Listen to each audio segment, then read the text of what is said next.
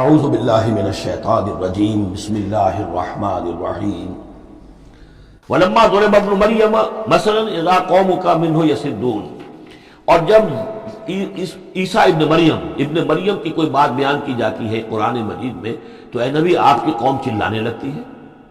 وہ کیوں چلاتے ہیں؟ وہ کہتے ہیں کہ اچھا اگر تو سارے جو بھی جتنے بھی معبود ہیں جیسے قرآن مجید میں آیا انکم وما تعبدون من دون اللہ حسب جہنم، کہ یہ سب کے سب معبود جو ہے تمہارے ساتھ جہنم میں جائیں گے، تو پھر عیسیٰ بھی جائے گا کہ نہیں جائے گا؟ اس کو بھی تو معبود ہے، اس کو بھی تو لوگوں نے پوجا ہے۔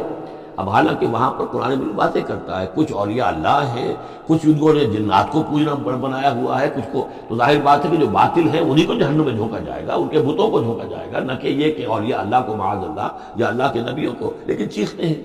دوسرا اس کا مفہوم یہ بھی ہے کہ ان لوگوں نے یہ کہنا شروع کیا تھا کہ یہ محمد جو ہے یہ نصرانیت کی تبلیغ کر رہے ہیں ہمارے اندر، عیسیٰ کی وہ شان بیان کر رہے ہیں، عیسیٰ کا تذکرہ کر رہے ہیں، عیسیٰ کے ماننے والے تو جو ہے وہ عیسائی ہیں، تو ہماری روایات جو ہیں تو ہمارے اپنے معبود ہیں، ایک ان کا معبود ہے، اس کے معبود کا اتنا چرچا، اس کی یہ تعریف در حقیقت یہ عیسائیت کی تبلیغ کر رہے ہیں۔ جیسے کچھ لوگوں نے یہ بھی کہا تھا یہ سابی ہو گیا ہے محمد صلی اللہ علیہ وسلم، اور کیونکہ نماز جو سابی قوم تھی عراق کے اندر آباد، ان کے ہاں نماز کا اہتمام کافی تھا، وہ بھی حضرت ابراہیم ہی کی کوئی ماننے والوں کی بگڑی ہوئی شکل تھی، لیکن یہ کہ ان کے ہاں چونکہ نماز کا اہتمام زیادہ تھا، جب مسلمانوں کے ہاں انہوں نے دیکھا کہ نماز کا اس طرح اہتمام ہے، ان کا یہ سابی ہو گئے، تو یہ اس طرح کے الزامات لگتے ہیں۔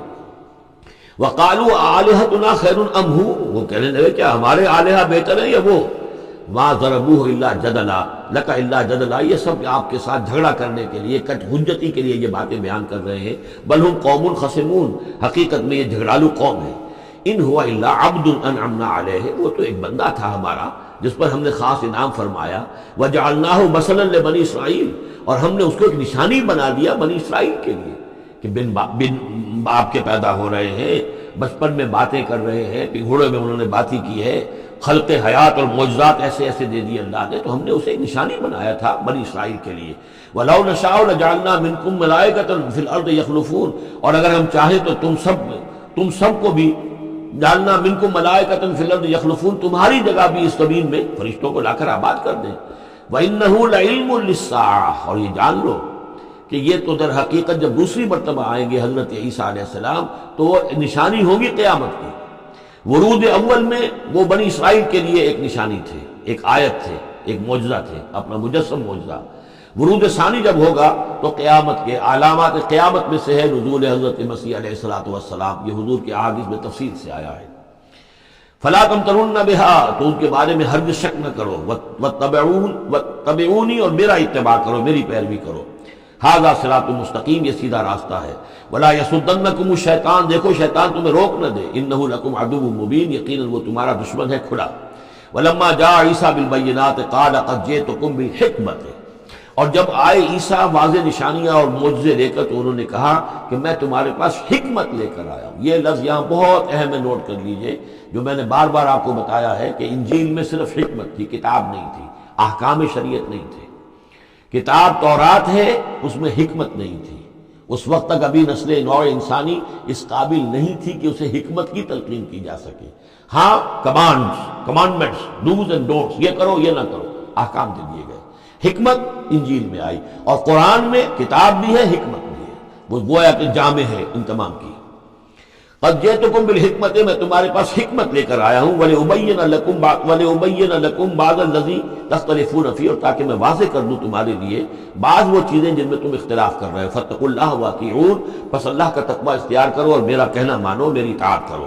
ان اللہ هو ربی وربکم فاعبدوہ، یقیناً اللہ ہی ہے، وہی ہے میرا بھی رب اور تمہارا بھی رب، بس اسی کی بندگی کرو۔ ھذا صراط مستقیم، یہی سیدھا راستہ ہے۔ فاختلف الاحزاب من بینہم، تو پھر مختلف گروہ جو ہیں وہ اختلافات میں مبتلا ہو گئے ان کے بارے میں۔